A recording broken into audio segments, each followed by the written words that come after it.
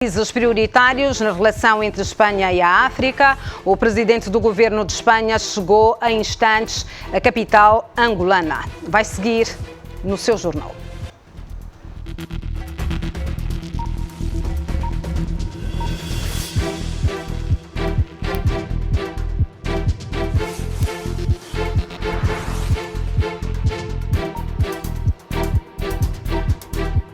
Começa agora o Jornal da Zimbo com Tatiana Reis.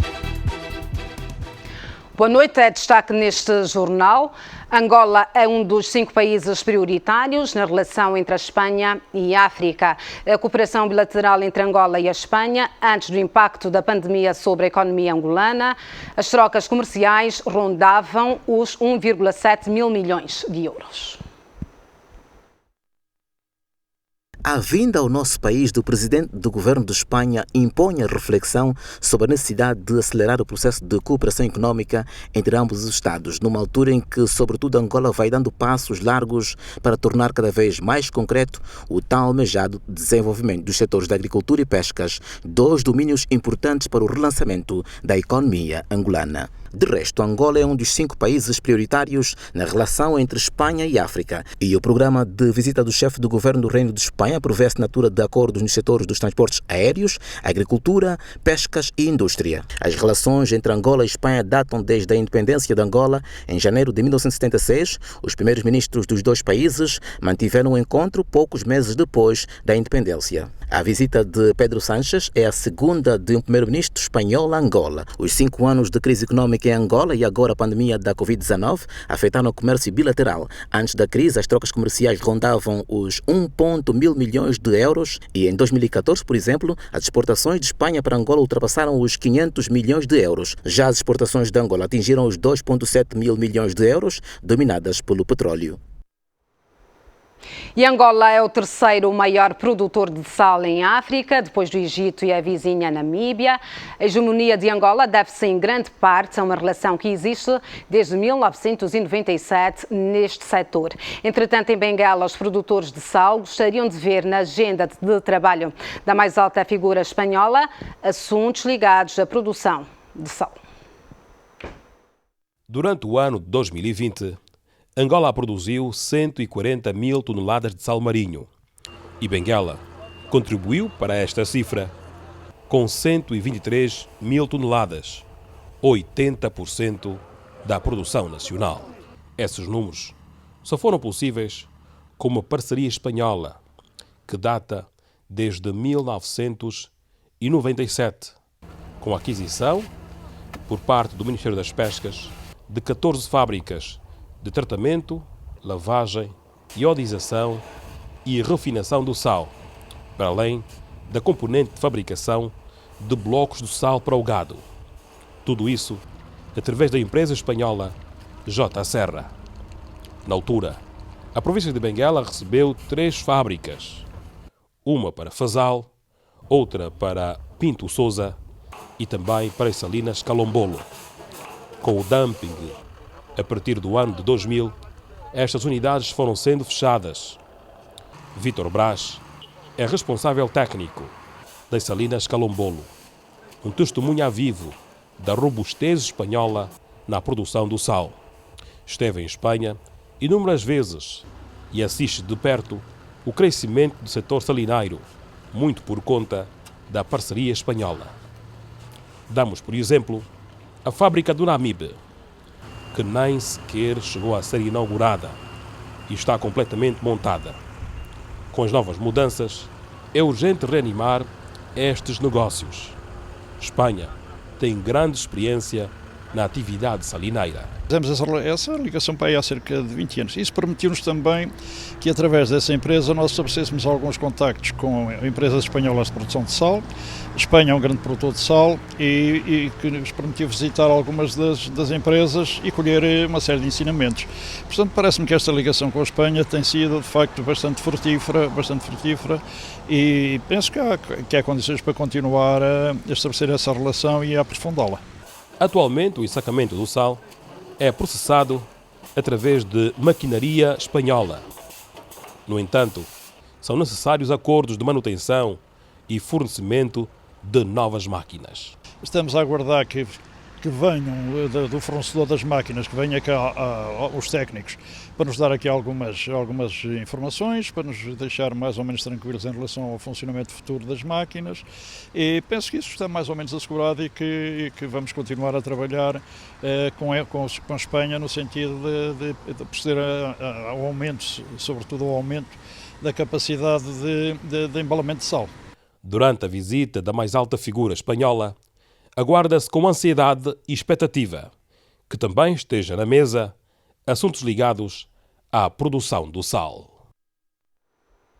Os membros do Comitê Central do MPLA dão nota positiva ao regresso de Bento Bento ao cargo de primeiro secretário do partido em Luanda. Os dirigentes do partido no poder em Angola destacam a capacidade de mobilização do político que vai assumir a liderança do MPLA na capital do país, em substituição de Joana Lina Ramos Batista Cândido.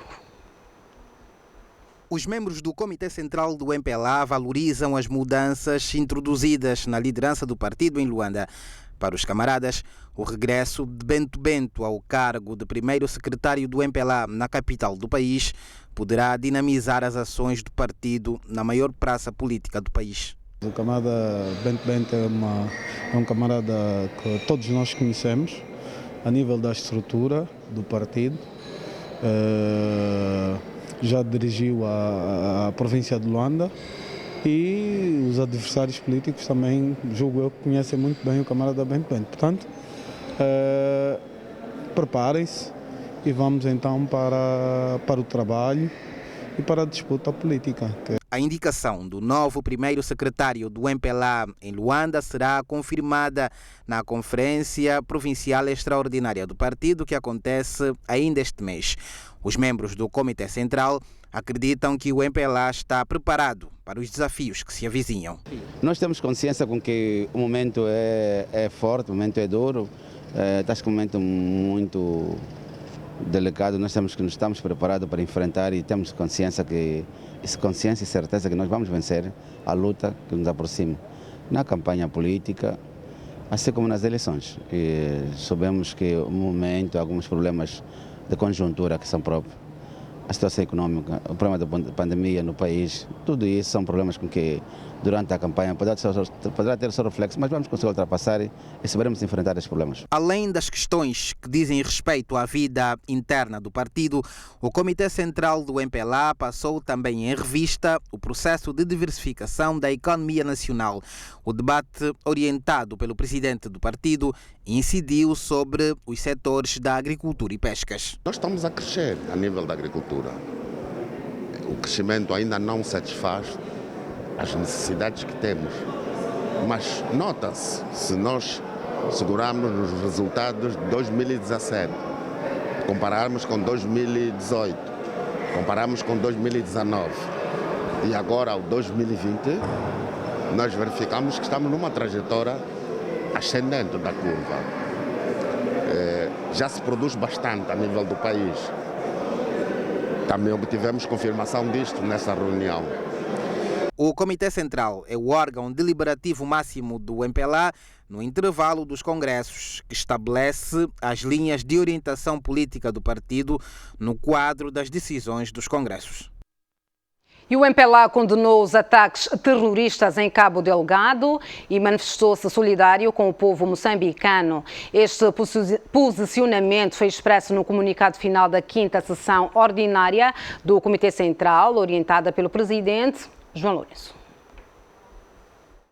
A violência desencadeada há mais de 3 anos em Moçambique, província de Cabo Delgado, ganhou uma nova escala há cerca de 2 semanas, quando grupos armados ligados ao movimento terrorista Estado Islâmico atacaram pela primeira vez a Vila de Palma. A situação em causa preocupa os Estados-membros da Organização da Região Austral do continente e Angola não está alheia a esta situação. Por isso, o partido governante MPLA apreciou, entre outros assuntos, a questão do terrorismo em Cabo Delgado. O Comitê Central condenou os atos de terrorismo contra as populações indefesas de Cabo Delgado expressando a sua solidariedade ao povo irmão de Moçambique. Este posicionamento do MPLA, partido irmão da Frelimo, mereceu destaque na imprensa internacional e, segundo os canais sul-africanos, 6 presidentes da SADC vão realizar nesta quinta-feira, dia 8, conversações de emergência sobre a crise no norte de Moçambique. E aqui em Luanda, a embaixadora deste país de expressão portuguesa no Índico diz que a situação está sob controle. Na verdade, é que eles tentaram ocupar, sim, mas eles receberam a resposta à altura. Mas nós não podemos dizer que jamais voltaremos a ter, porque, como sabe, esse tipo de ações são esporádicas e cíclicas e surpreendentes, surgem do nada e em qualquer outro ponto. Mas a verdade é que do 24 de março para aqui conseguimos controlar e nós, para além de nos solidarizarmos com as populações afetadas e com as famílias das vítimas mortais, que são também algumas, porque eles são mesmo bárbaros, usam atos de completa barbárie, acartanam as pessoas, dissipam membros, etc, etc. De realçar que os ataques de Cabo Delgado provocaram dezenas de mortos e obrigaram a fuga de milhares de residentes de Palma, agravando uma crise humanitária que atinge cerca de 700 mil pessoas na província desde o início do conflito, de acordo com os dados das Nações Unidas. Em direto a partir de Moçambique, Carlton Cadeado é analista político. Boa noite e seja bem-vindo ao Jornal da Zimbo. Qual é a sua expectativa sobre a reunião da SADC que vai decorrer amanhã? Muito boa noite, muito obrigado. A grande expectativa, primeiro, é de ver o debate frontal que se vai colocar ao moçambicano sobre as políticas e as ações para lidar por meios próprios e pela cooperação internacional. Carlton, acha que esta reunião poderá ser um passo para a solução definitiva dos ataques em Moçambique? É o primeiro passo de passos que já estão a ser dados, e bilateralmente, multilateralmente, mas esta vez parece que há sinais de que haverá um pouco mais de custeio na abordagem que vai ser feita, porque os chefes de Estado e do governo da África já mostraram uma vontade de dar mais e significativos, com mais confiança, para lidar com este problema. Ouço-lhe com alguma dificuldade, mas penso que me pode, se calhar, ouvir perfeitamente, mas vamos continuar a manter este contacto consigo. Metade dos refugiados em Moçambique são crianças. O que é que está a ser feito para a proteção e segurança destas crianças? Até agora, há sinais claros de que o governo e as organizações não governamentais têm estado a providenciar alguma assistência. Essa assistência, entretanto, não é suficiente, porque é muita gente ao mesmo tempo a procura destes serviços. Agora ouvimos por exemplo, a suspender as suas atividades por causa da segurança. Mas há sinais claros de que o governo está a providenciar assistência com algumas poucas organizações da sociedade civil que estão no São, ou fala-se em 30 mil deslocados que estão sem assistência nesta altura. Moçambique está a receber ajuda humanitária de outros países? Sim, há uma colaboração de alguns países. Há também a colaboração, por exemplo, da Cruz Vermelha Internacional. Há bem pouco tempo esteve cá em Moçambique a visitar o chefe da organização, que prometeu ajudar os moçambicanos. E o tipo de ajuda que é dado é uma ajuda humanitária, mesmo psicologicamente, para reabilitar pessoas, mas também as questões ligadas à emergência imediata. Mas sublinho, é uma pressão enorme colocada ao Estado e a estas mesmas organizações durante o número de pessoas. Então, isto não vai ser imediato nem capaz de ter todas as necessidades neste momento. Mas existe uma cooperação forte, grandes valores que estão a ser colocados em Moçambique. São várias as consequências deste ataque, aliás, condenado também pelo partido em Pelá.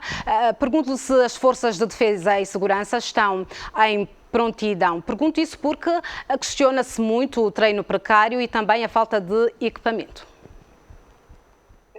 É bem verdade e legítimo esse questionamento que é feito, porque durante muito tempo, a seguir ao Acordo Geral de Paz aqui em Moçambique, houve um investimento, um conhecimento teórico nas nossas forças de segurança, sobretudo no Exército, Força Aérea e na Marinha, mas não houve uma capacidade tecnológica e conhecimento das capacidades defensivas e das Forças Armadas.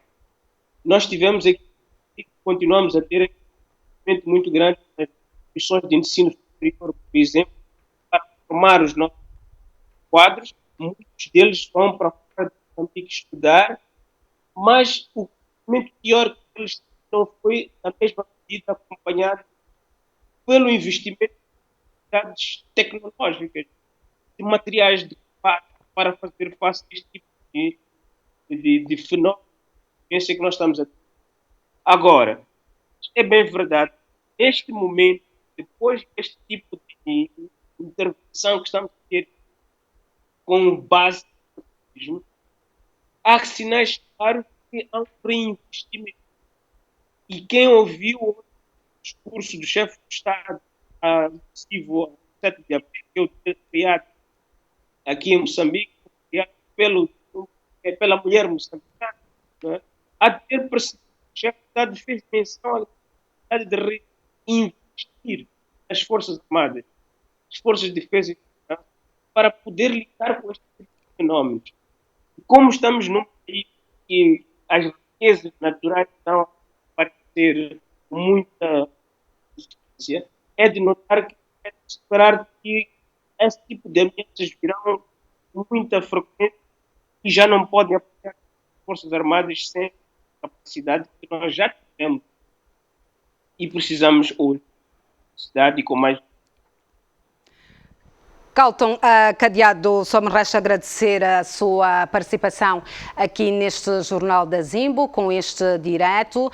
Poderemos voltar ao contacto nos próximos dias para podermos saber um pouco mais sobre a reunião da SADC que vai decorrer amanhã. Boa noite e até uma próxima oportunidade. E a embaixadora de Moçambique, Osvalda Joana, considerou nesta quarta-feira que Angola tem sido um dos países que mais tem apoiado em diferentes domínios o seu país. Em alusão ao Dia da Mulher Moçambicana, a embaixadora daquele país fez a entrega de alguns bens ao hospital Josina Machel.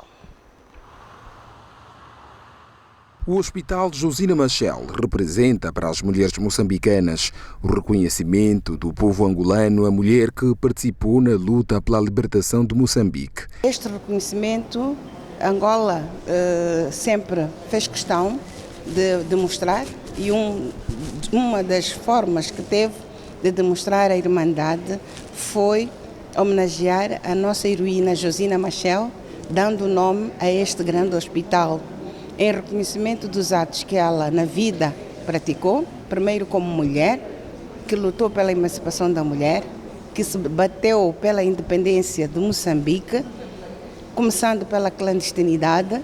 Nesta quarta-feira assinala-se o Dia da Mulher Moçambicana. Para marcar a data, a Embaixada de Moçambique em Angola fez a entrega de alguns bens a esta unidade hospitalar. Então, nós dizemos, é Dia da Mulher sim, somos mulheres, nós vemos, nós reconhecemos e nós sabemos agradecer e nós viemos aqui dizer obrigado, povo angolano, obrigado, Presidente João Manuel Gonçalves Lourenço, obrigado, profissionais de saúde de Angola. Obrigado, mulheres angolanas que nos abraçam em todos os momentos. Portanto, este gesto é o símbolo da amizade entre estes dois povos irmãos. Para a direção do Hospital Josina Machel, os bens vão servir para minimizar algumas dificuldades que o hospital enfrenta. Uma ajuda é sempre uma ajuda, vai minimizar certamente algumas carências que nós temos aqui e por isso agradecemos os gestos, é de louvar. E este é mais um daqueles gestos, ainda mais numa data como hoje em que comemoramos o quinquenário da morte da nossa patrona, portanto vem realçar. Isto só nos remete realmente a mais uma reflexão que temos que fazer vincar mais esta data. O Dia da Mulher Moçambicana é celebrado no dia 7 de abril, data em que morreu Josina Machel, esposa do primeiro presidente de Moçambique.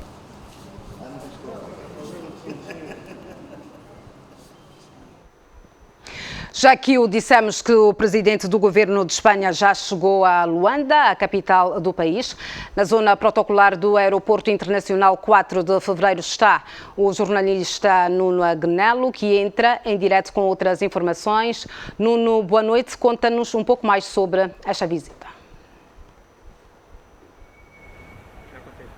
Boa noite. O presidente do governo de Espanha já está no nosso país. Pedro Sánchez chegou a Luanda por volta das 19 horas e 30 minutos para uma visita oficial de 24 horas a convite do chefe de Estado angolano. À sua chegada, o líder da maior economia da Península Ibérica recebeu cumprimentos de boas-vindas do ministro angolano das Relações Exteriores, Tete António, com quem manteve um encontro de cortesia na sala protocolar do Aeroporto Internacional 4 de Fevereiro. Importa referir que esta é a primeira deslocação oficial de um chefe do Executivo de Madrid ao nosso país desde o início da década de 90, quando o então presidente do governo de Espanha, Felipe González, visitou a capital do nosso país. O ponto mais alto desta jornada de trabalho de Pedro Sánchez em Angola é seguramente o encontro que deverá manter com o chefe de Estado angolano no Palácio Presidencial, onde deverão também acontecer as conversações oficiais entre as delegações ministeriais dos dois países, que deverão resultar na assinatura de vários acordos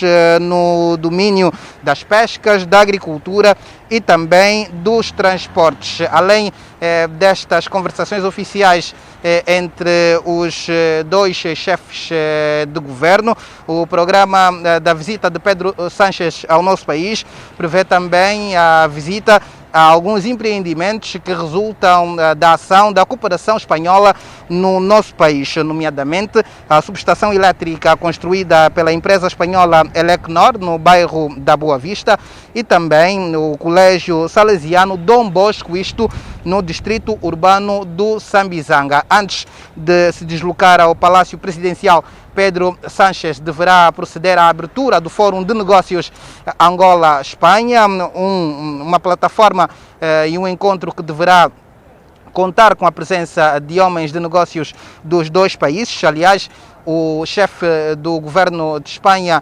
está em Angola acompanhado de uma vasta delegação de empresários que inclui executivos de algumas empresas multinacionais, como é o caso da Elecnor, que atua no setor da energia e que construiu a subestação elétrica que o primeiro-ministro espanhol deverá visitar amanhã. Com Pedro Sánchez estão também alguns empresários ligados ao setor da consultoria e da tecnologia e também executivos ligados à Airbus, que é a empresa de aviação que tem também a sua sede no território de Espanha. Os objetivos oficiais desta visita de Pedro Sánchez ao nosso país estão bem definidos. O primeiro-ministro de Espanha pretende relançar as relações empresariais entre os dois países e fortalecer os laços diplomáticos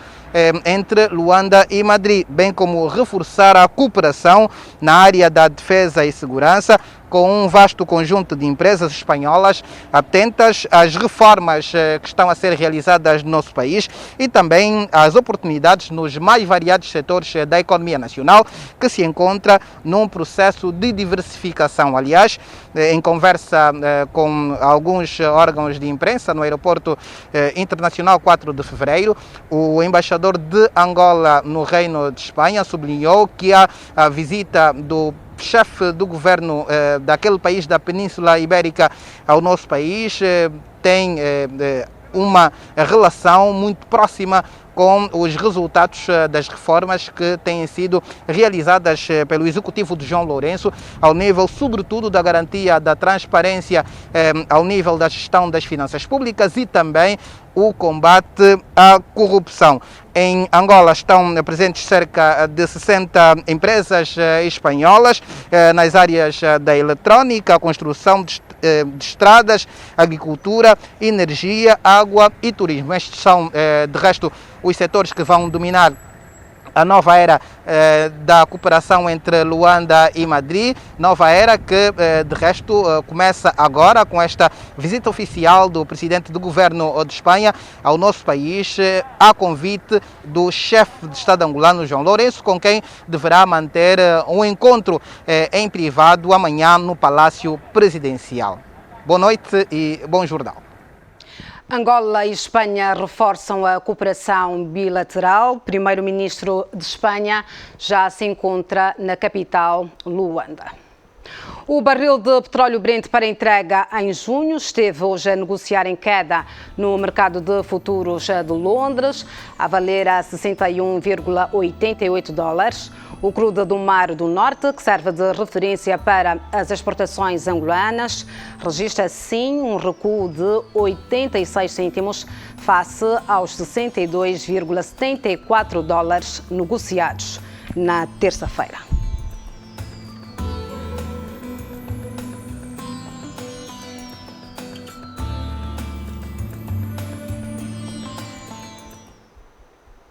A partir de agora, os pensionistas vão poder escolher as instituições bancárias onde pretendem que sejam pagas as suas prestações da reforma. A informação é do diretor-geral do INSS, que falava durante o lançamento da campanha de atualização do cadastro dos mesmos e dos dados dos pensionistas. O objetivo é garantir um sistema de proteção social bastante eficaz e cada vez mais próximo dos contribuintes, assegurados e pensionistas. O diretor-geral do INSS garantiu que a atualização das coordenadas bancárias será efetuada de acordo com os meses de nascimento dos reformados. Estarão abrangidos aqueles que fazem anos nos meses de janeiro e fevereiro. Dirigir-se-ão aos nossos balcões. Nos nossos balcões fazem a atualização dos seus dados bancários e nós, como a folha é paga todos os meses no dia 10, sendo hoje o INSS um banco virtual, por via do STPR, o INSS fará a transferência da prestação de reforma ao IBAN que o nosso pensionista ali apresentar. Portanto, este é o processo que decorre nesta fase. Portanto, primeiro é o cadastro e depois partiremos para o pagamento da reforma já dentro do STPR. O responsável disse ainda que a ocasião serviu também para informar aos pensionistas que já está em curso o processo de atualização de prova de vida. Partimos para um novo sistema mais moderno, em que o nosso pensionista, a partir de casa, no seu telemóvel, poderá fazer a sua prova de vida mediante uma fotografia.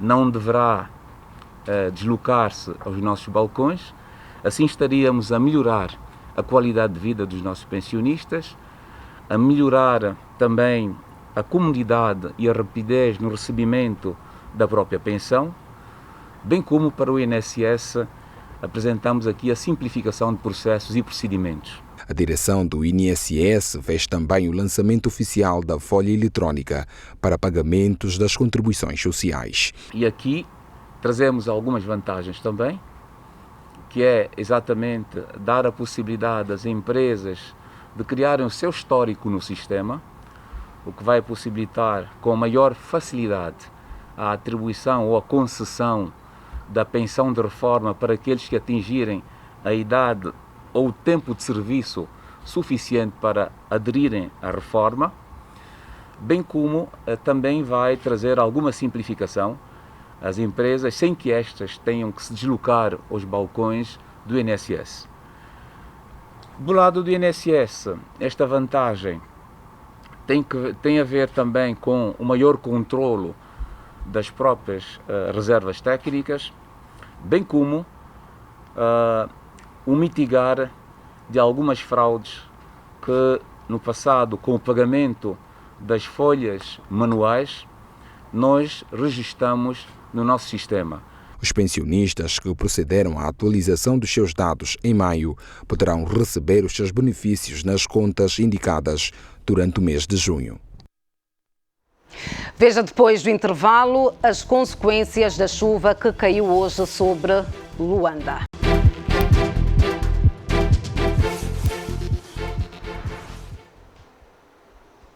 E nós já estamos de volta ao seu jornal. O Hospital Municipal de Benguela registrou uma queda de casos de malária no primeiro trimestre deste ano, em comparação com o mesmo período do ano passado. O esforço na intervenção do saneamento básico no final do ano passado é apontado como a causa da redução de casos. O Hospital Municipal de Benguela está localizado na Zona A mais populosa do município. A malária é a líder das patologias. Neste primeiro trimestre, o número de casos registrados decaiu se comparado com o primeiro trimestre do ano passado.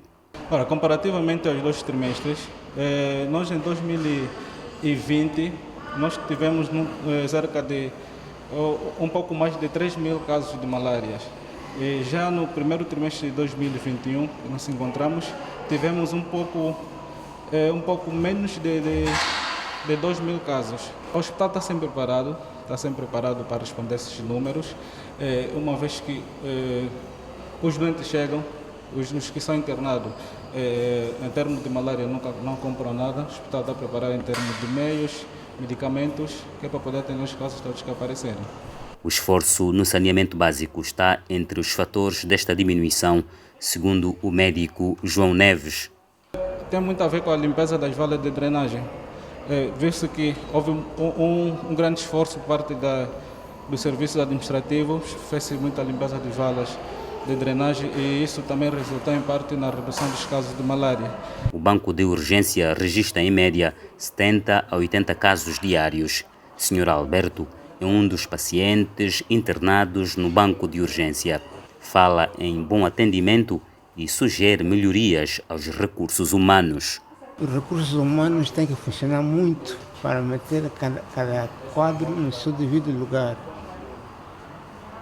Mas em termos de trabalho, assim, beneficiaria para a população, não estão a atender bem. Dona Maria Chitula é a responsável do banco de urgência. Diz que melhorar para servir é o objetivo do dia a dia dos profissionais deste hospital. Esperamos que possamos melhorar nossos trabalhos, nosso atendimento, né? Porque nosso alvo é o paciente. Os pacientes devem se sentir bem ao solicitar os nossos trabalhos, ao procurar nossos trabalhos. E que haja também uma boa colaboração com os pacientes. De referir que o Hospital Municipal de Benguela tem uma capacidade de internamento para 80 camas. A Organização Mundial da Saúde está preocupada com a equidade nos serviços de saúde devido à pandemia da Covid-19 que assola o mundo inteiro. A organização elegeu o tema Construindo um Mundo Mais Justo e Saudável para comemorar o 7 de abril, Dia Mundial da Saúde. Tal como em 2020, a data é vivida este ano num clima de grandes incertezas quanto à contenção da pandemia e as estratégias para recuperar a economia global.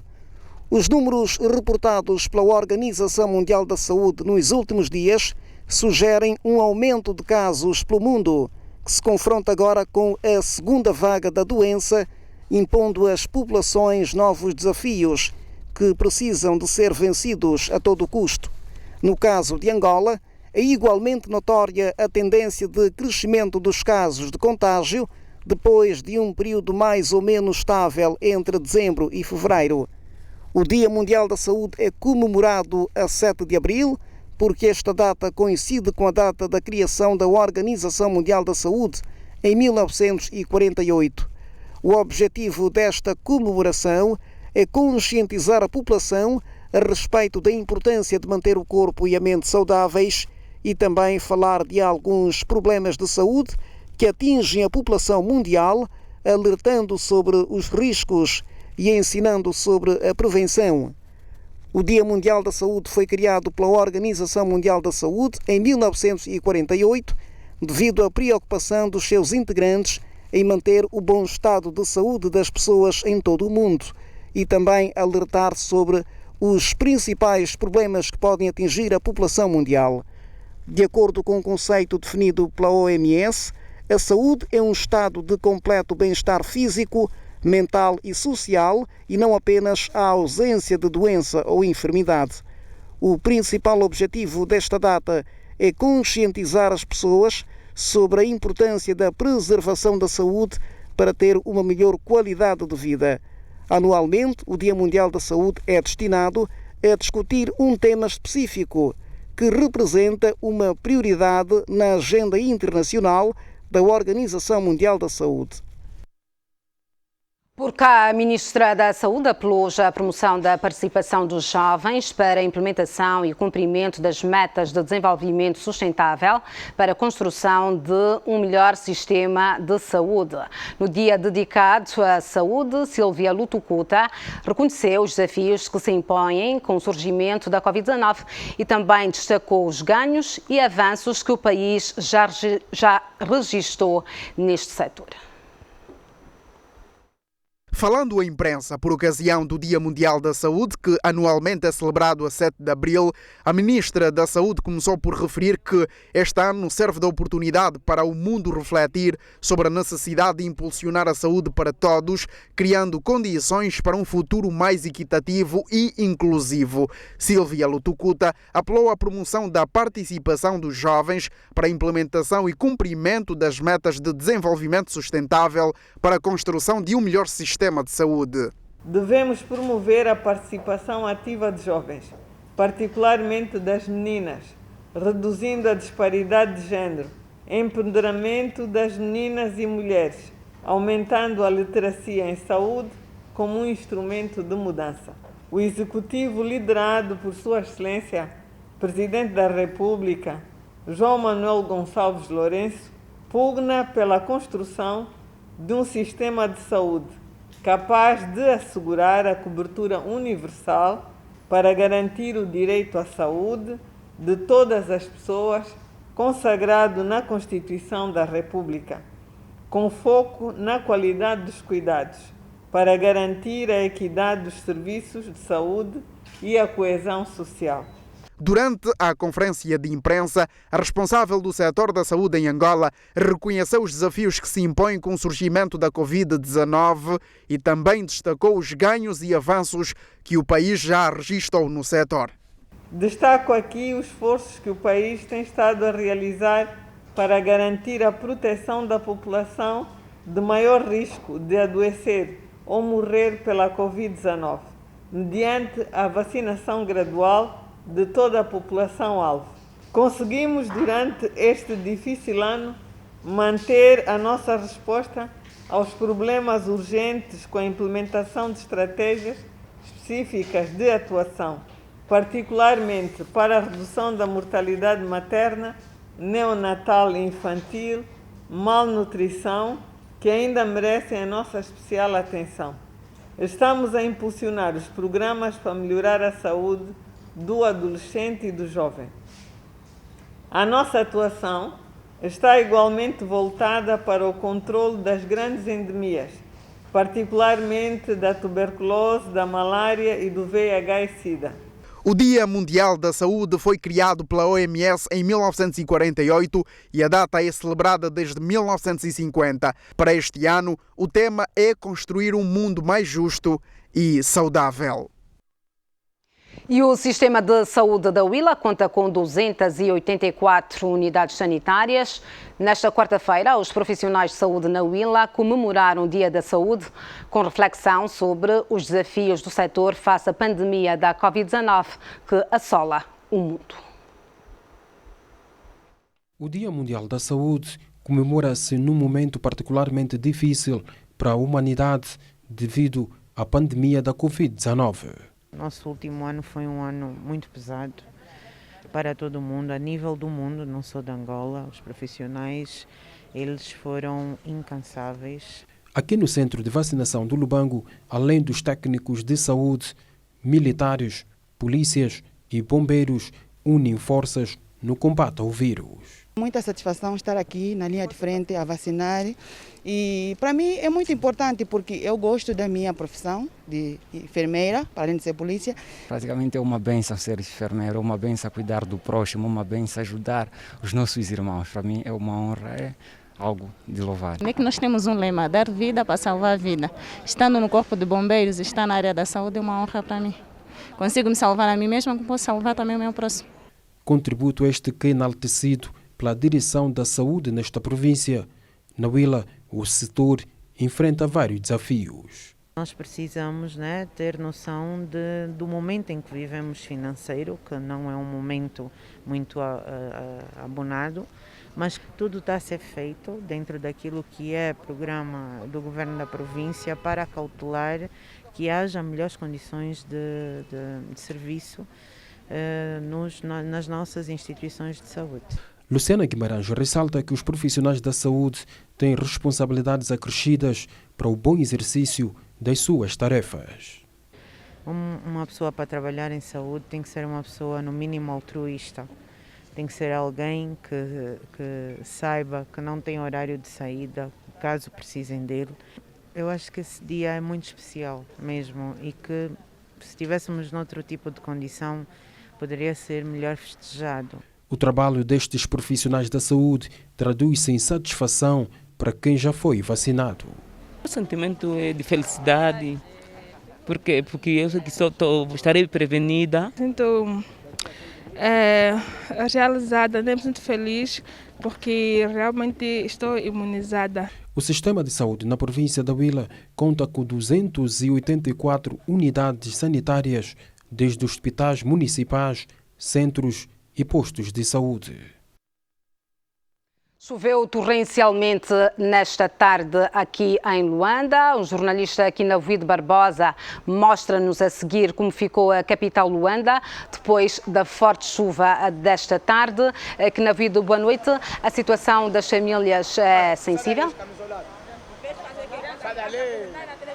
Tatiana, muito boa noite. Está complicado, pelo menos aqui no local onde nos encontramos.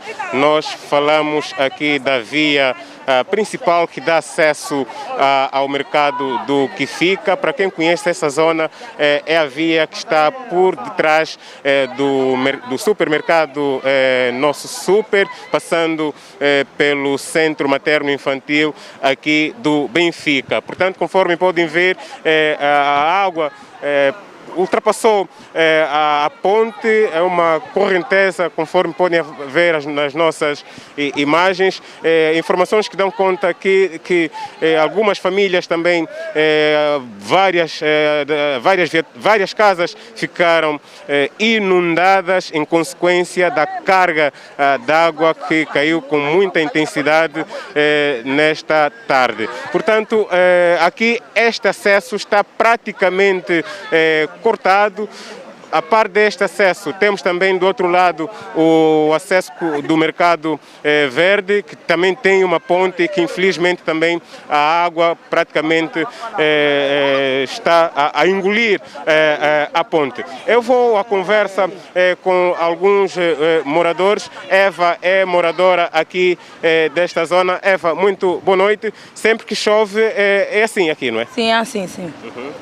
É assim, estamos na nossa rua, nossa ponte, tipo, sei lá, entra água em casa, até que vamos de ter água agora, os táxis não aguentam passar, temos que dar 500 contas e dar muita volta para passar. Só aqui nesse lado dessa praça também a ponte partiu, aqui no Mercado Verde também está assim, no lado cheio de água, não temos para onde passar aqui no Benfica, está mal. Palavras da Eva, uma das moradoras. Este jovem também está aflito, a residência praticamente está inundada. Certo, eu sou o Bobó, vivo aqui há mais de 27 anos e eu digo assim, eu só peço ao administrador para trocar essa ponte, porque se trocar essa ponte e aí do Bento Raimundo também, na ponte e trocarem, aqui vamos estar muitíssimo bem, porque há algumas casas ali que o governo já indemnizou. Eles estão a insistir a viver ali, estão a construir mal e as águas desaguam por aqui. E nós estamos a sofrer, certo? Então, muito obrigado. Obrigado. Conversa então com um dos moradores. Tatiana, situação muito complicada, acesso limitado aqui nesta via que liga o mercado, ou seja, o Xinguar e o mercado do Kifica. Esta é uma das consequências que se vive da chuva que caiu nesta tarde aqui em Luanda, nesta zona de Benfica. Muito boa noite. Moradores da zona do Benfica a descrever a situação difícil depois da chuva. Pois é, choveu torrencialmente em Luanda. A chuva inundou várias residências e provocou avaria em diversas viaturas que circulavam pela cidade. Os amontoados de lixo dificultaram também o escoamento das águas. Várias ruas ficaram intransitáveis e o trânsito ficou parado em várias artérias da cidade. Em estúdio, o porta-voz do Serviço de Proteção Civil e Bombeiros, Faustino Minguens. Boa noite. Quais são os dados provisórios da chuva que caiu esta tarde sobre Luanda? Há pouco víamos que na zona do Benfica a situação está difícil. Exatamente, boa noite Tatiana Reis, uma saudação extensiva a todos os telespectadores da TV Zimbo, bem como a todos os bravos bombeiros. Antes de mais gostaríamos aqui de fazer a menção de que as chuvas continuam novamente a ser e não deixaram de ser um fenômeno da natureza e eles ocorrem ou ela ocorre no seu período normal. Temos aqui simplesmente a lamentar o facto de mesmo quando surge acaba por ceifar vítimas e provocar a destruição de vários bens. E de acordo com aquilo que já era previsto pelo INAMET, até o dia 10, nós vamos acompanhar a nível da província de Luanda chuvas moderadas, fortes e fracas em várias artérias da cidade capital. E desta forma gostaríamos aqui de fazer o balanço das últimas 48 horas, porque o Centro de Coordenação Operacional da Comissão Provincial de Proteção Civil ainda está a lidar com as chuvas do dia 5. Desta feita, fazer menção de um total do registro de 1.424 residências inundadas, em função às chuvas que voltaram novamente a cair num período de aproximadamente 20 minutos de forma intensiva em algumas artérias da cidade capital, nomeadamente os municípios de Viana, Talatonas e Belas, são as zonas mais afetadas pela chuva de hoje. Nós aqui vamos dizer que as zonas continuam a ser cíclicas. Portanto, são as mesmas zonas e o mesmo número de residências afetado até esse preciso momento. O que nós notamos é o aumento significativo do volume de água nessas zonas. Estamos a falar em ruas, bem também em algumas residências, por onde já começava a se dar algumas intervenções, bem também como o aumento significativo das águas de algumas bacias de retenção. Há o registro de mortos? Bem, temos o registro de uma morte, isto fazendo o balanço das últimas 48 horas, estamos a falar de uma cidadã de 29 anos de idade no município de Viana, no bairro da Caopiá. A mesma foi vítima de eletrocução em sua própria residência, em função às chuvas que se abateram no último dia 5, quando eram 4 horas. Falando praticamente do dia de hoje, o que nós constatamos é um aumento significativo do volume de água em algumas ruas, em algumas bacias de retenção e contenção das águas pluviais, criando dificuldade de passagem quer de pessoas e também de viaturas. Os bombeiros estão preparados para dar resposta a esta situação, a sucção das águas, há meios, está tudo em condições para dar tratamento à problemática da chuva, Abril Chuvas 1000. Bem, nós não podemos olhar aqui os bombeiros como a solução daquilo que é a realidade do atual contexto. Devemos sim falar aqui na complexidade relativamente à própria Comissão Provincial de Proteção Civil. Reconhecemos que, na verdade, existe exiguidade em termos de meios técnicos para se poder dar resposta face ao atual contexto, mas as comissões municipais têm trabalhado com os meios existentes. Todo esforço tem sido feito no sentido de se fazer, estamos aqui a falar particularmente das aberturas de valetas, de modo a permitir com que as águas que se encontram confinadas em algumas residências possam escoar. Mas também gostaríamos aqui fazer muito menção... rapidamente. Exatamente, gostaríamos aqui fazer menção de um aspecto muito importante. Nós estamos a verificar muitas residências inundadas também fruto da própria ação humana. Estamos a falar das pessoas que ainda insistem em construir naquelas linhas de passagem das águas. Como víamos há pouco. Exatamente, e daí notarmos em algumas residências o retrocesso dessas águas para as residências que dificilmente se verificava a serem inundadas. Pois é, Faustino Minguens, obrigada pela sua presença aqui. Sobre a chuva ainda voltaremos a falar nos próximos serviços noticiosos. Exatamente. Boa noite, um bom descanso. Obrigado. Intervalo, já voltamos.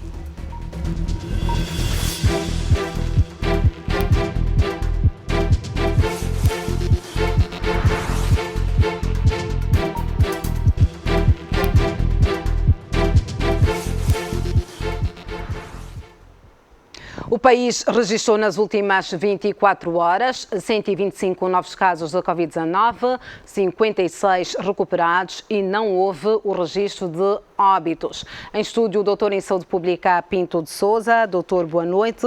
Hoje, mais de 100 casos registrados. Pois, este indicador vem estando a aumentar 3 dígitos.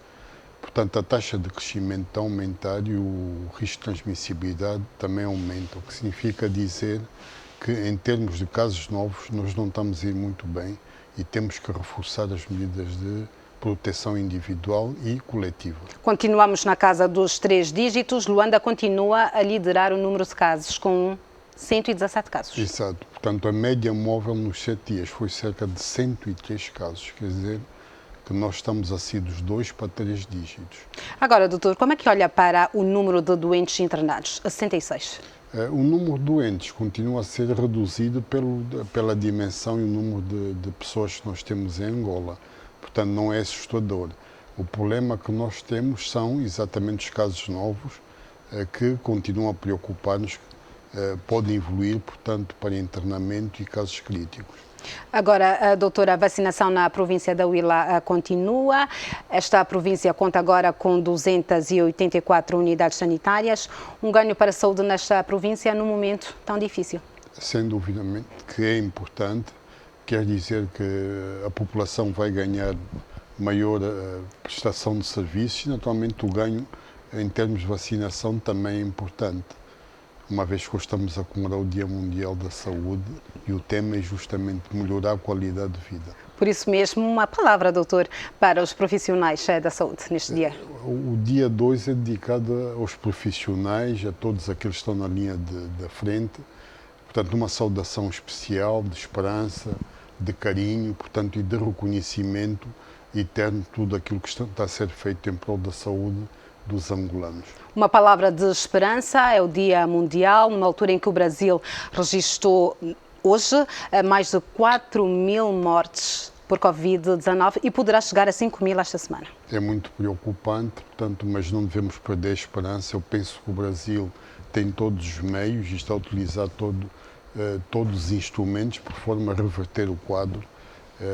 Assistimos que está a fazer uma grande aposta na vacinação e eu acho que, portanto, a seu tempo irá conseguir controlar a pandemia no país. Doutor Pinto de Sousa, boa noite, obrigada pela sua presença aqui e a si também, parabéns por este Dia Mundial da Saúde. Muito obrigado e bom trabalho. Até a próxima. Até a próxima. Vamos ao intervalo e já voltamos. Até já.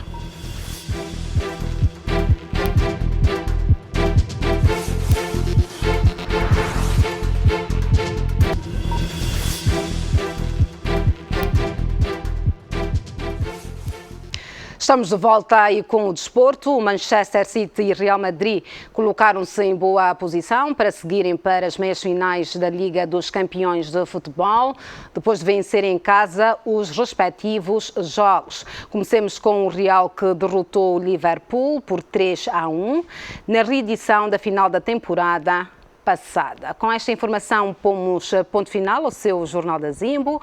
Você já sabe que pode continuar a enviar-nos ideias de reportagens.